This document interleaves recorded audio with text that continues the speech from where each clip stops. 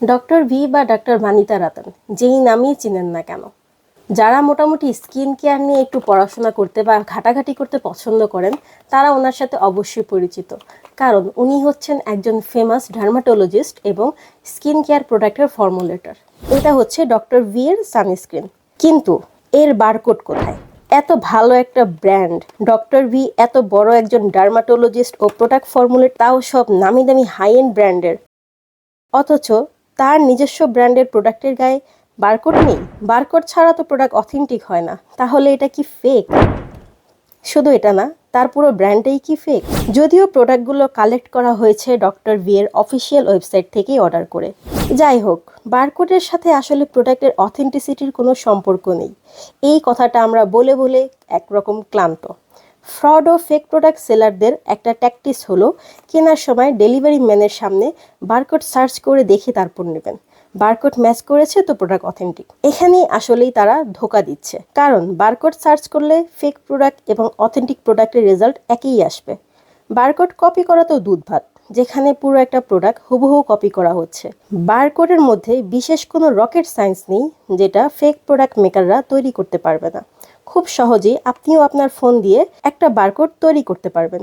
আমরা কোনো fake product ফর্মুলেটর বা ফেক প্রোডাক্ট মেকার না, তারপরও চলুন আমরা আপনাকে এখন একটি গরম গরম বারকোড তৈরি করে দেখাচ্ছি। বারকোড তৈরি করার জন্য শুধু একটা প্রিন্টার হলেই যথেষ্ট। আপাতত আমরা যে পদ্ধতিতে দেখাবো, প্রথমেই আমরা গুগল সার্চ করি বারকোড মেকার অনলাইন লিখে। সার্চ করার পরে প্রথম ওয়েবসাইটে যাব। এরপর এখান থেকে EAN অথবা UPC সিলেক্ট করে নেব।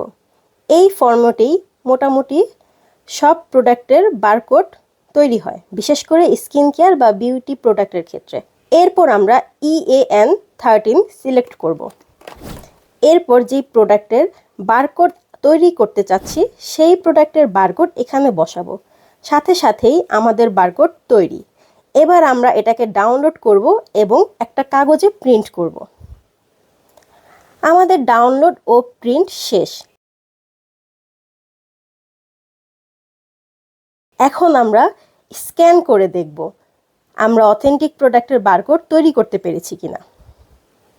আপনি মিলিয়ে দেখুন তো, দেখতে আসলে কোনো পার্থক্য আছে কিনা এই বারকোডের মধ্যে।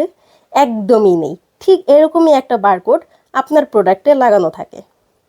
ওয়াও, সার্চে তো কাজ করছে। প্রোডাক্ট নেই, শুধু পেপার আছে। তার মানে এটা একটি authentic product. Product barcode scan করে যে রেজাল্ট আসে, আমাদের কাগজে প্রিন্ট করা বারকোডও সে একই রেজাল্ট আসছে। চাইলে আপনি নিজেও এটা ট্রাই করতে পারেন।